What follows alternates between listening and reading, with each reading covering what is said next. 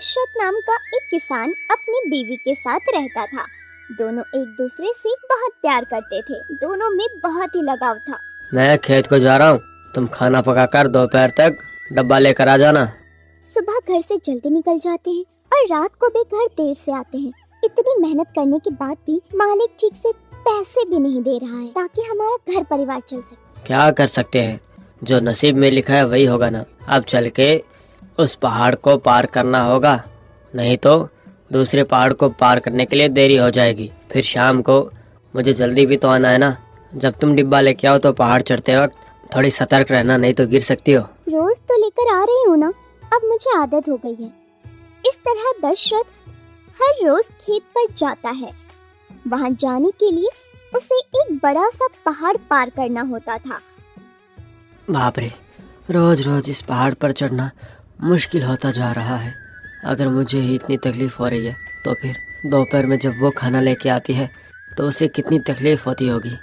अगर ये पहाड़ नहीं होता तो कितना अच्छा होता। ये क्या, अब तक तो कोई नजर भी नहीं आ रहा है। शायद मैं ही जल्दी आ गया हूँ। क्या रे बेटा दशरथ, तुम ही यहाँ पे पहले आए हो क्या? आप में कितनी सहनशीलता है, इस उम्र के बाद भी उस पहाड़ को पार करके आ जाते हैं। आप में बहुत ताकत बची है अभी तक। नहीं रे, मैं तो कब का कमजोर हो गया था, मगर क्या करें, काम नहीं करेंगे तो पैसे कहाँ से आएंगे, पैसे नहीं मिलेंगे तो खाना कहाँ से आएगा। इसलिए मरते दम तक काम तो करना ही पड़ेगा मुझे। औरत लोग ही यहाँ पर आकर काम करती रहती है तो मुझे करने में क्या दिक्कत है? मालिक के आने का समय हो गया है। अगर वो लोग हमें ऐसे बातें करते देखेंगे तो मुझे लगता है सह नहीं पाएंगे। अच्छा यही होगा कि हम जाके काम शुरू कर दें, और बातें तो होती ही रहेंगी दिन में। सही कहा ना, चलिए काम शुरू करते हैं।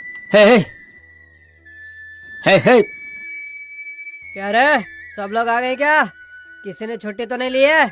सब लोग आ गए मालिक, लेकिन कैसे भी करके कल मुझे छुट्टी चाहिए। बड़े मालिक किसी को भी छुट्टी देने के लिए नहीं कहा मुझे, समझे? तुम छुट्टी लेकर क्या ही करोगे बुड्ढे? अगर कुछ काम है तो इतवार को कर लेना। बात वो नहीं है मालिक, मेरी तबीयत बहुत ज्यादा खराब रहती है आजकल। 4 दिन से बहुत खांसी आ रही है। पहाड़ पार करके दूसरी तरफ आने तक दोपहर हो जाती है और लौट के आने के लिए शाम हो जाती है। इसीलिए कल के लिए छुट्टी मांग रहा हूँ मालिक। क्या रे, कितनी बार बोला है तुम्हें, खांसी तो अपने आप बंद हो जाती है। 2 दिन रुको, इतवार पे चले जाना। ऐसा क्यों बोल रहे हो? बेचारे रामू काका को खांसी से बहुत मुश्किल हो रही है। अस्पताल जाके कुछ दवाइयाँ लेने के बाद ही ये खांसी कम हो सकती है। ऐसे बैठे रहना अच्छी बात नहीं है। क्या रे, तू मुझे बोलने लायक हो गया है? जाके अपना काम देख। अरे जाना, नहीं तो 4 खींच के मारूंगा। इसके बाद दोपहर में देवी दशरथ के लिए खाना लेकर पहाड़ पर चढ़ने लगती है। हे भगवान, रोज रोज इस तरह पहाड़ पर चढ़ना मुझसे हो नहीं पाता। ऊपर से ये कड़ी धूप और पैरों में चप्पल भी नहीं। धूप की गर्मी में पाँव जल रहे हैं मेरे, लेकिन फिर भी जाना तो होगा ही। अगर मैं नहीं गई तो, अगर मैं खाना लेकर नहीं गई तो वो क्या खाएंगे? बाप रे, इन पत्थरों में तो ठीक से चला भी नहीं जा रहा है। कहीं यहाँ गिरने से मेरे हाथ पैर न टूट जाए। वो देखो, देवी आ गई है। काका, तुम खाना लाए हो क्या? सुबह कुछ पका के लाया था अपने साथ। तुम्हारी बीवी आज कौन सी सब्जी लाई है? अरे काका, देवी जो भी बनाती है वो जरूर स्वादिष्ट होता है। आ जाओ, मैं आपको भी कुछ खाना खिला दूंगा। कुछ भी कहो, तुम भाग्यशाली हो दशरथ। तुम्हें एक बहुत अच्छी बीवी मिली है। हर रोज तुम्हारे लिए उतनी दूर से भोजन लेके आना मामूली बात नहीं है। बहुत भाग्यशाली हो तुम। देवी, काका पूछ रहे हैं क्या सब्जी बनाई है, उन्हें भी देना। आज तो मैंने टमाटर की दाल पकाई है काका। काका, आपके लिए भी लाई हूँ। कितनी अच्छी लड़की हो बेटी तुम। हर रोज तुम्हारे पति के साथ साथ इस बूढ़े को भी खाने को देती हो। क्या काका, अस्पताल नहीं गए क्या? देखिए, 4 दिन हो गए आपको खांसते खांसते। क्या करूं बिटिया, बूढ़े मालिक किसी को भी छुट्टी देने के लिए नहीं बोले हैं। अगर उनकी बात टालकर मैंने छुट्टी ले ली तो फिर कल से मुझे काम पे नहीं आने देंगे। ऐसी ही हमारी किस्मत। अरे सुनो तुम लोग, कितनी देर लगाओगे खाने में? जल्दी से जल्दी काम शुरू करना है, खाने में ज्यादा वक्त मत लगाओ। ये कौन है काका? खुद को मालिक समझ रहा है? बड़े मालिक से ज्यादा तो ये यहाँ पर आप लोगों पर हुक्म चला रहा है। धीरे से बात करना बेटी, अगर उसने सुन लिया तो हंगामा करेगा, कुछ अनाप शनाप मालिक को बोल कर हमारी नौकरी छीन लेगा। ठीक है, आप लोग जाइए, मैं यहीं पेड़ के नीचे बैठी हूँ। इसके बाद वो लोग शाम तक काम करके घर वापस आते हैं। क्या हुआ है देवी, तुम ऐसे क्यों चल रही हो? कुछ भी तो नहीं, बस दोपहर में खाना लाते समय पत्थर से चोट लग गया था, इसी वजह से थोड़ा दर्द हो रहा है। क्या कहा? देखने दो। देवी, इस पत्थर पे पाँव रखना। बाप रे, तुम्हें कितनी बड़ी चोट लग गई है। अगर इतनी बड़ी चोट लगी है तो तुमने मुझे दोपहर में क्यों नहीं दिखाया? अरे छोटा सा तो घाव है, इसमें इतना क्यों घबराना। वैसे तो हर रोज कड़ी धूप में चलते हुए पाँव जल रहे हैं, चलना भी मुश्किल है। अगर ये सब सोचा तो काम कैसे करेंगे। रुको, पहले मुझे पट्टी बांधने दो, 2 दिनों में कम हो जाएगी। आराम से चलना, ठीक है? चलते वक्त सतर्क रहना। सिर पर टोकरी रख कर नीचे कैसे देखूंगी मैं, बताइए। ठीक है, ये सब रहने दीजिए, जल्दी चलिए, अंधेरा हो रहा है। इसके बाद दोनों घर जाते हैं। रात के समय दशरथ, तुम मेरे लिए कितने कष्ट उठा रही हो और मैं तुम्हारे लिए चप्पल भी नहीं खरीद पा रहा हूँ। इस बार मिलने वाले पैसों से पहले शहर जाके मैं तुम्हारे लिए चप्पल लेके आऊंगा। उसके अगले दिन सुबह यथा प्रकार दशरथ अपने काम पर जाता है। शाम को मालिक से पैसे लेते समय, चलो चलो, बड़े मालिक आए हैं, जल्दी से आकर अपनी मजदूरी ले लो। कह रहे नजदीक क्यों आ रहे हो? मालिक से दूर रहना मालूम है ना? किसको कहाँ रहना है वो पहले से बता रखा है ना? मैं तो दूर से ही ले रहा हूँ ना लाला जी। कह रहे आजकल मुंह खोलने लगा तू? पैसे ले लिए ना, अब निकल यहाँ से। अरे ओ, हटना यहाँ से, अगर कुछ और बोला ना तो जुबान खींच लूंगा तेरी। बड़े मालिक से बात करने लगा आजकल। इस तरह वो लोग पैसे लेकर अपने घर आते हैं। तुम जाओ देवी, मैं काका से कुछ बात करके आऊंगा आज। ठीक है, जल्दी आना, मैं अभी चलती हूँ। काका, कल छुट्टी है ना? तुम कैसे भी अस्पताल जाने के लिए सोच रहे थे ना? तुम्हारे साथ मैं भी आऊंगा। तुम क्यों तकलीफ ले रहे हो? मैं अकेला चला जाऊंगा बेटा। हफ्ते भर मेहनत करने के बाद हमको एक ही दिन तो छुट्टी मिलती है। तुम छुट्टी के दिन भी मेरे साथ क्यों शहर जाकर अपना वक्त फिजूल में बर्बाद करना चाहते हो? नहीं काका, उसमें मेरा स्वार्थ भी है थोड़ा सा। वो मैं देवी के लिए चप्पल लेना चाहता था, मेरे लिए। वो हर रोज पहाड़ चढ़कर खाना लेकर आती है। कड़ी धूप की वजह से गर्मी से उसके पाँव जल रहे हैं, चप्पल से उसे बहुत सहायता होगी। यानी कि तुम देवी के लिए शहर चप्पल खरीदने के लिए आ रहे हो? तुम्हारा प्यार देखकर मैंने समझा मेरे लिए आ रहे हो। नहीं नहीं काका, मेरे काम के साथ साथ तुम्हारा काम भी हो जाएगा। ऊपर से दोनों मिलकर गए तो बातों बातों में आने जाने का समय का पता ही नहीं चलेगा काका। अरे मैं भी मजाक में बोल रहा था। मुझे तो मालूम है तुम तुम्हारी बीवी से आखिर कितना प्यार करते हो। और वैसे भी दोनों मिलके ही जाएंगे। मगर वो देवी चप्पल पहनकर बड़े मालिक के सामने आएगी तो ठीक होगा? जब भी उनके सामने आएगी तो चप्पल उतार के आएगी। कल सुबह मैं 8 बजे तुम्हारे घर आ जाऊंगा, तैयार है ना? इसके बाद दशरथ अगली सुबह शहर जाने के लिए तैयार होता है। सुनिए, आज तो छुट्टी है ना, तो सुबह सुबह कहाँ जा रहे हैं? कहीं भी नहीं देवी, रामू काका की तबीयत ठीक नहीं है ना, अस्पताल ले जाने के लिए मुझे साथ में जाने के लिए कहा था, वहीं जा रहा हूँ। काका को अच्छी दवाई दिलाना, खांसी 2 दिन में कम होनी चाहिए। इसके बाद रामू काका को लेकर दशरथ शहर जाता है। काका, इस पहाड़ को चढ़कर पार करने के लिए बहुत समय लग जाता है। वहीं इस पहाड़ को अगर हम बीच में से खोद के एक मार्ग तैयार करें तो बहुत बढ़िया होगा। लगभग आधी दूरी कट जाएगी शहर जाने में। क्या बोल रहे हो तुम पागल? इतना बड़ा पहाड़ खोदना मामूली बात नहीं है। ये वाला सपना साकार होने वाला नहीं है। गांव के सब लोग तो जा रहे हैं पार करके, हमें भी वैसे ही चलना पड़ेगा। रामू काका को दवाई दिलाने के बाद दशरथ चप्पल लेने के लिए बाजार जाता है। ये बहुत अच्छी है और ये देवी को बराबर आएगी। ये कितने रुपए की है? ये 4 रुपए की है और ये 2 रुपए की है। मुझे वो नहीं चाहिए। और ये, एक बार इनका दाम बता सकते हो क्या बाबू? ये वाला बहुत अच्छा जोड़ा है, इसको 4 रुपए से कम दाम में नहीं दे पाऊंगा। लेना है तो ये वाला जोड़ा लो, 50 पैसे कम दे देना। ठीक है, ये बहुत अच्छा जोड़ा है, ये लो आपके 4 रुपए। इसके बाद दोनों चप्पल लेकर घर आते हैं। उतनी महंगी जोड़ी क्यों खरीदी तुमने? उससे भी कम दाम में जोड़ा वो दिखा रहा था दुकानदार, वो ले सकते थे ना तुम।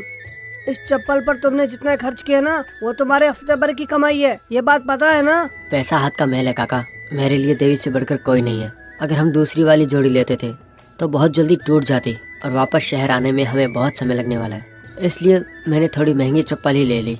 मगर तुम्हें भी चप्पल नहीं है ना, तुम भी तो ले सकते थे ना। अरे मुझे क्यों चाहिए काका, मुझे तो नंगे पाँव ही चलना है। तुम तुम्हारी बीवी से कितना प्यार करते हो, तुम जैसे पति मिलना उसके लिए सौभाग्य की बात है। इसके बाद वो दोनों घर पहुंचते हैं। दशरथ देवी को चप्पल देता है। ये तो बहुत ही अच्छा है, लेकिन ये बहुत कीमती है। इतने पैसे क्यों खर्च किए बताइए? तुम्हारा हर रोज कड़ी धूप में गर्मी को सहती हुई बिना चप्पल के आना मुझे बिल्कुल अच्छा नहीं लगता, इसलिए तुम्हारे लिए मैं ये जोड़ा लाया हूँ। आप चप्पल नहीं पहनेंगे और मैं चप्पल पहनकर चलूंगी, ऐसे अच्छा लगेगा क्या? लोग भी देखकर क्या कहेंगे? अरे गांव वालों को छोड़ो ना, कल से तुम खाना लाते वक्त जरूर इस चप्पल को पहनना और पहनने के बाद ही घर से निकलना, ठीक है ना? इस तरह दशरथ देवी का हर तरह से ख्याल रखता था। और कुछ दिनों के बाद, हे भगवान, आज तो बहुत देर हो गई, मुझे जल्दी से जाती हूँ वरना खाने का समय निकल जाएगा। भाभी, दशरथ भैया के लिए खाना लेकर जा रही हो ना? मैं भी चलूं आपके साथ? क्यों? तू इतनी दूर क्यों चलेगा? पहाड़ को पार करना बहुत मुश्किल है, मत जाओ। मैं तो कितनी बार गया हूँ, मुझे बिल्कुल डर नहीं लगता। मुझे ले चलो, मैं भी चलूंगा साथ। अच्छा ठीक है, चलो। इसके बाद दोनों मिलकर खाना लेकर जाते हैं। पहाड़ पर चढ़ते समय, भाभी, आप हर रोज इतने दूर खाना लेकर क्यों जाती हैं? सुबह जल्दी बना दिया करो, भैया लेते जाएंगे। तो आपको इस तरह रोज रोज नहीं आना होगा। आपको इतनी दूर जाने में कितनी दिक्कत होती होगी। सही कहा ना मैंने? तुम्हारे भैया को मेरे हाथ का खाना बहुत अच्छा लगता है, इसलिए मैं रोज लेकर जाती हूँ। तुम्हें अभी समझ नहीं आएगा, जब तुम्हारी शादी होगी तब तुम्हें समझ आएगा। अच्छा देख कर चलना। मैं तो देख कर ही चल रहा हूँ, लेकिन आपको नहीं दिखता होगा। आप संभल कर चलना, ठीक है ठीक है। इसके बाद ऊपर चढ़ते समय देवी का पैर टकरा जाता है।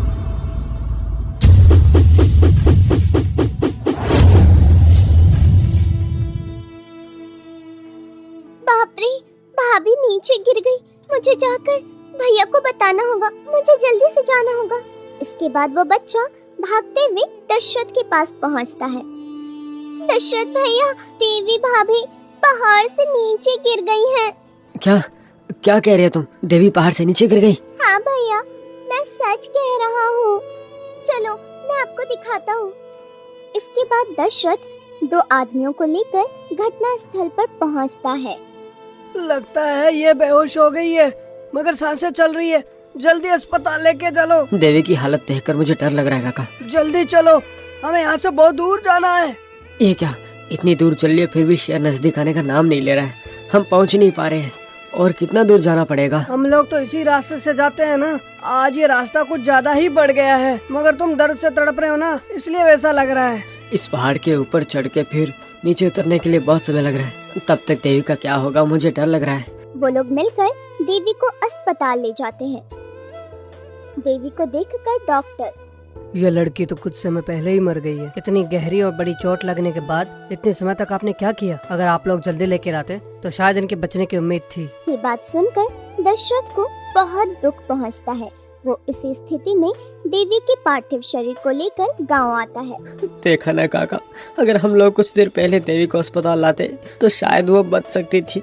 क्या करें बेटा, हमको उस पहाड़ से उतर कर ही आना था। बदनसीबी है ये, अब हम कुछ नहीं कर सकते। जो होना था हो गया। ये सब हमारे गांव और शहर के बीच पड़ने वाले इस पहाड़ की वजह से हुआ है। इसके बाद दशरथ अपनी पत्नी के शरीर का अंतिम संस्कार करके घर जाता है।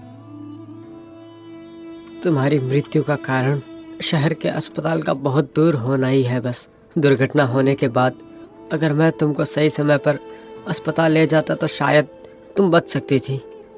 इन सब की जिम्मेदारी केवल वो पहाड़ है। अगर उस पहाड़ के बीच में रास्ता बना दिया तो गांव वालों के लिए आसानी हो जाएगी, फिर सब सही हो जाएगा।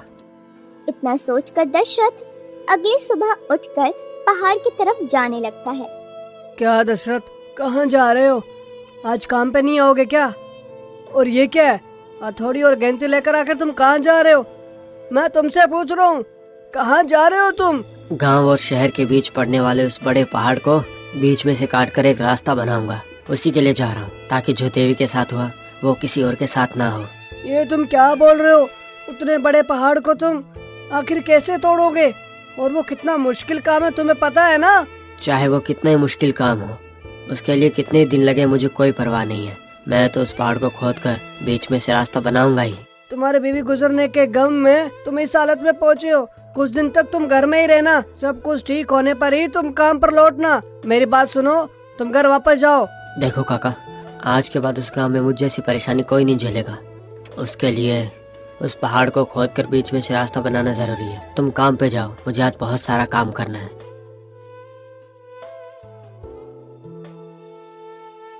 इस तरह हर रोज जाकर उस पहाड़ को तोड़ने लगता है। अरे वो देखो पागल, पहाड़ को अकेले खोदने चला है। इसने तो पागलपन की सारी हदें पार कर दी। उस बड़े से पहाड़ को खोदना मामूली सी बात है क्या? वो भी एक अकेला आदमी। सच में पागल हो गया ये। गांव के सभी लोग दशरथ को देखकर पागल समझते हैं। उसे देखकर गांव के सभी लोग मजाक बनाते हैं।